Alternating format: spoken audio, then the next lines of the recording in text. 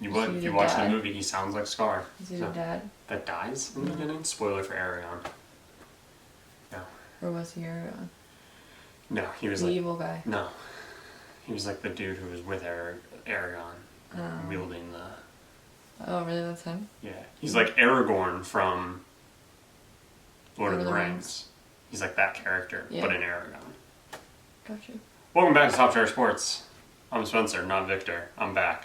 Thank you, Vic, for covering Monday last week. But yeah, I'm back. So you've got the most excited person to talk about baseball back here, back behind the wheel, back in the driver's seat, back in the analogies. Let's get into it. So this was a week for the record books. In his 1,626th inning pitched, Chris Sale recorded his 2,000th career strikeout, making him the fastest player to ever reach this milestone. The record was previously held by Pedro Martinez. Yes, that Pedro Martinez. At 1,711 and a third innings pitched. Sale has had a down year by his standards, for sure, but that hasn't kept him from recording ridiculous strikeout rates. On the year, he has 218 strikeouts in just 147 and a third innings pitched.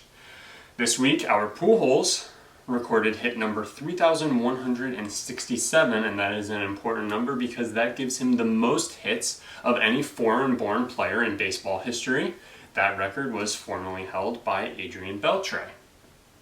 If you thought that was the last record, you got another thing coming. Pete Alonso, rookie slugging sensation for the New York Mets, hit his 40th home run of the year this past week, setting a new record. That record is tops for NL rookies for home runs, which was previously held by Cody Bellinger, set back in 2017 in Bellinger's rookie season. One more. This is the last one. Promise.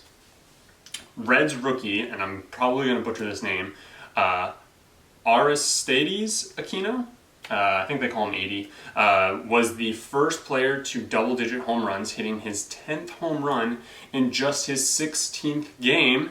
He then went on to set the record for fastest player to 11 home runs in his 17th game. The former record holder for fastest to 10 home runs was Philly slugger Rhys Hoskins, and that was also, I think, 2 years ago with the whole Bellinger thing. Well, I guess that was probably 2016. Anyway, all right. Game action from the week. Brewers and Nationals have a 14-inning game, so this is more just shocking, but it probably set some sort of record. The Nats and Brewers played an incredible 14-inning game, which concluded with the Brewers winning 15-14. In total, 11 home runs were hit in the 5.5-hour game. 18 pitchers were used, and 4 were taxed with blown saves in the back-and-forth affair. On to stats leaders. Hitting. DJ LeMahieu is your leader for batting average with a .339 average, 4 points ahead of Christian Yelich and Michael Brantley. For home runs, Cody Bellinger is 1 ahead of Mike Trout and Christian Yelich, and 2 ahead of Pete Alonso with 42 home runs. And lastly, Rafael Devers holds the lead for RBIs with 101, first player to 100 RBIs this year. He is 3 ahead of Josh Bell, Eduardo Escobar, and Freddie Freeman. On to pitching. Hyun-Jin Ryu remains atop the ERA leaderboard, and I'm really getting tired of saying that name. I gotta come up with a nickname for him or something. He has a 1.64 ERA. The next closest is Mike Soroka and Max Scherzer with a 2.41, so he is dominating that. Domingo Germán leads the league in wins, just 1 ahead of Justin Verlander and Steven Strasburg with 16 himself. And Justin Verlander sneaks ahead of Garrett Cole in strikeouts. Verlander has 228, while Garrett Cole sits with 226.